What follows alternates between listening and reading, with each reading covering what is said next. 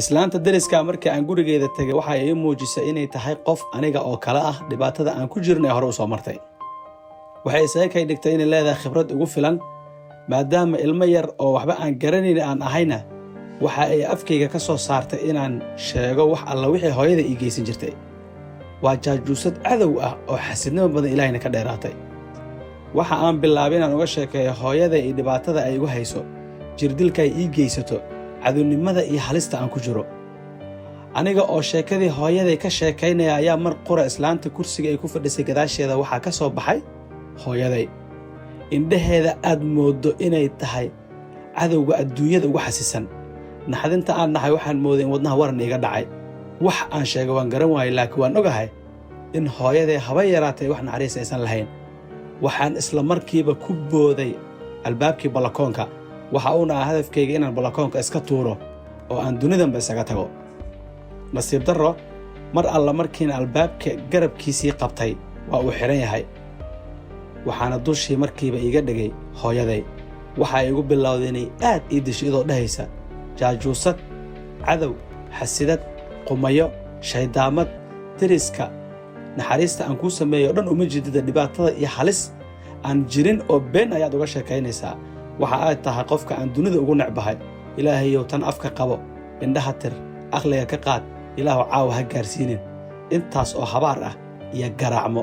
qoorta ayaa iga soo qabatay, dhulka ayaa igu dhufatay, way i soo jiiday. markii aan jaranjarada isoo marsiinayso ayaa mar iigu dambaysay. waxaan soo naaxay oo caqligayga soo noqday hooyada oo fadhisa. waxaan xusuustaa markii aan isha saaray hooyada waxay tiri, waa nooshahay weli. ilaahayow tan maxaa iigu noolaysay? ilaahow tan maa i dhaafsiisid? ilaahow walba midaan caqli lahayn ka dhig, midaan xusuus lahayn ka dhig, mid waalan ka dhig. ilaahayow rabbiraxmaanu waalinimadeedaan ku qanacsanahay intii iyada oo caafimaad qabta ay sidaan ii horjoogi lahayd.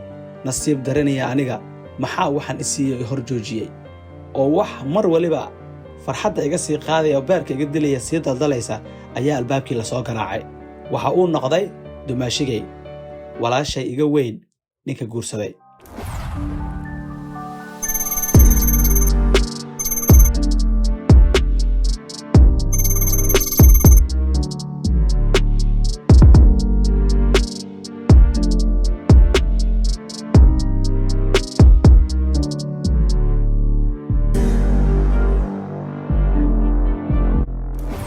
markii uu gudaha soo galay waxa uu ku yidhi, hooye maxaa kugu dhacay? wejigaagu ma fiicno.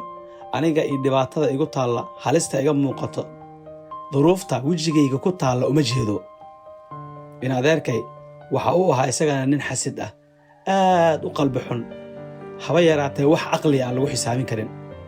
hooyaday oo owliya iska dhigaysa ayaa ku tiri dumaashigay, wiilkaygiyow, gabadhan ayaa iga xanuunsan. way isla hadashaa. waxay ii aragtaa cadow. guriga waxay u qaaday cuqdad. ma garanaya gabadhan wax aan ku sameeyo. wanaag weli baan u sameeyo uma jeedo. ma i aragta inaan ahay hooyadii dhashay. iima jeedo naxariistaan u haayo. ma hooya carruurteeda dhibaato u geysanaysa. waxa qalbiga ugu jira gabartan waan fahmi waaye. anigu waxba haba yaraatee maanan dhihin. dumaashigay waxa uu yidhi, hooya haddii ay sidaa tahay aan u wadno dhakhtarka cilmi nafsiga, aan soo ogaana bal waxa hayo. waxaa la ii keenay dhakhtarkii. markii ugu yidhi magacaa ee aan magacayga u sheegay, oo 2 su'aal i weydiiyey oo fudfudud oo aan qusaynin haba yaraatee xanuunkayga iyo dhibaatada ay haysataa, ayuu hooyada u jeestay. wuxuu ku yidhi, gabadhan aniga oo aan waraysan waxna weydiinin waxaan indhaheeda ka akhrisanayaa cabsi fara badan, qalqal, murugo iyo walwal fara badan in gabadhan ay ku sugan tahay. xaggay ku nooshahay? adiga ma dhalin miyaa? hooyada waxa ay ku tiri, waan dhalay, waan gara waayay, laakiin yaraanteedii markii ay 2 sano jirta ayaa jin goorbo maray. ilaa maalinkaa ilaa iyo hadda gabadhu way isla hadashaa. annagoo dhanna waxay noo aragtaa cuqdad. dhakhtarku intuu hooyada indhaha ku gubayey wuxuu ku yidhi, gabadha ka daa handadaadda, ka daa gabadha indha caddayska, gabadha ka daa cabsigelinta, gabadha ka jooji erayada dhibaya ee halista ku ah. daawaan kuu qorayaa, intaana ka ilaali. wuxuu ii soo qoray daawo. waxaana la ii keenay gurigii markii aan nimiday ayay hooyaday in adeer dumaashigay waxay ku tiri, gurigii markii aan nimiday ayay hooyaday dumaashigay waxay ku tiri, wiilkaygiyow, ma aaminaysaa dhakhtarku waxa uu yidhi markuu gaban indhaha saaray? muxuu yidhi hooyo? dhakhtarku waxa uu yidhi markuu indhaheeda si fiican u fiiriyey, bismillaahi araxmaani araxiim. maxay ahayd waxaan shayddaanta ah? indhaheeda aad mooddo ey boqnogoys ah. waxaan xaggay ku nooleed? ma dugaagga ayay la joogi jirtay? xaggeed ka keenteen? dhakhtarku wuu fahmay in gabadhan ay wax ka qaldan yihiin, shayddaamadna ay tahay. in adeerkay ma garto waxaas inuusan qof dhakhtar ah oo caafimaad qaba oo meel ku nool. in adeerkay ma garto in waxaasi qof dhakhtar ah oo caafimaad qaba oo loogu talagalay dadka isla hadla inuu caawiyo inuusan waxaa dhahayn. waxa uu ku yidhi, aniga lafteeda indhaheeda waan ka shakiyey. cabsi ayaa iigu jirta gaariga markii aan waday, taxadir fara badan ayaan muujinayay. wuu iska tegey, aniga iyo hooyada ayaa isku soo harnay. waxa ay igu tiri, insha allah ilaahay ducadeeda waa aqbashaan u malaynayaa, maadaama aad xaaladdan aanan filanaynin igelisay. waan garan waayey waxay hooyada ula jeedo, laakiin waxaan xusuustaa dhakhtarka inuu yidhi daawadan waxaad siisaa 5 cc.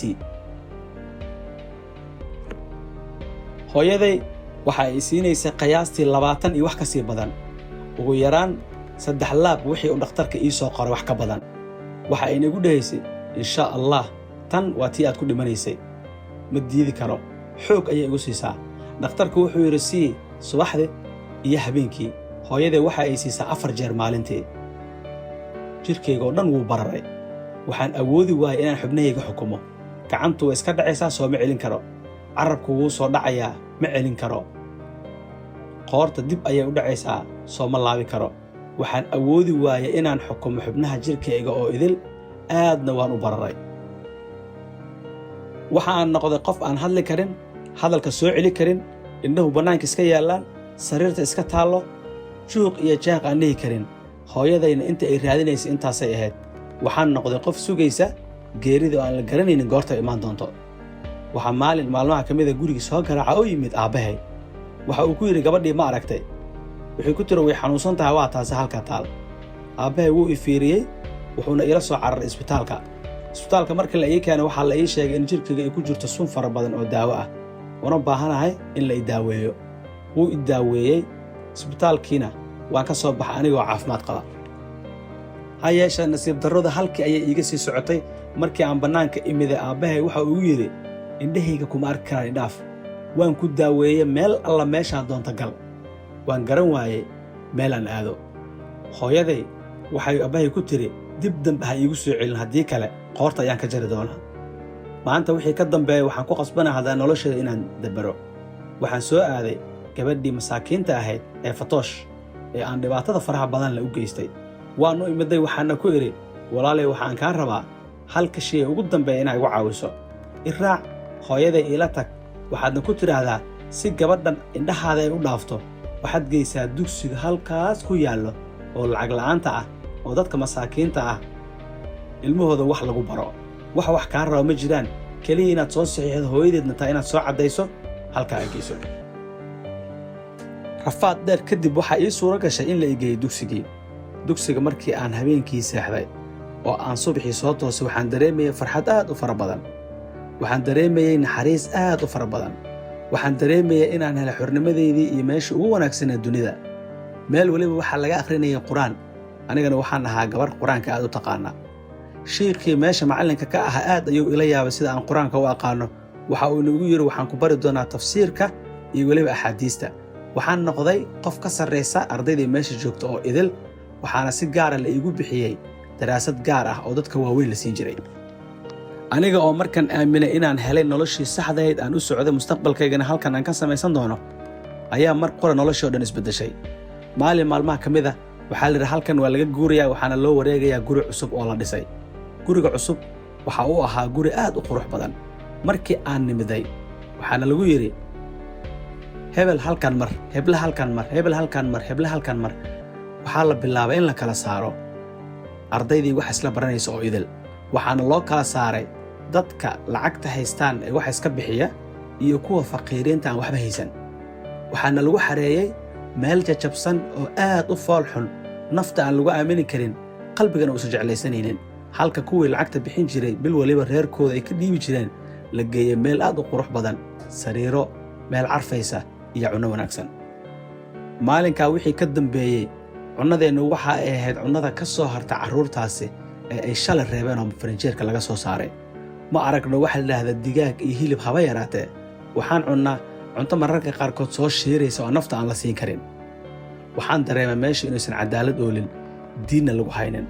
intaan soo baxaa waxaan ku yidhi ilaahayow, aniga dadka dhibaatada ii geysanaya noloshayda oo idil waa dad ahludiin iska dhigaya laakiin diinlaabayaal ah. ilaahayow irid ii fur. waxaa si lama filaana markaa iridda uga soo galay shiiqii wanaagsanaa ee aaminsanaa ee iskuulka markii aan imiday wax i bari jiray anigana iguna yidhi dadka waaweyn ayaa lagugu dari doonaa. intuu ii yeeray ayuu wuxuu igu yidhi, bushra gabadhaydiyey kaalay. shiikhii wuu isoo kaxeeyey, waxa uu inay keena xafiis aad u qurux badan oo u fadhiyo wiil qiyaastii da'da annaga na hor socota ah, 20 jir qiyaastii ah. aniga markan waxaan jiraa 17 sano. shiikhu waxaa igu yidhi gabadhaydiyey bushra, waxaa tahay gabar qiimo badan, ahludiin ah, wanaagsan, aad xaggayga qaali ugu ah. gabadhaydiyey waxaan kaa rabaa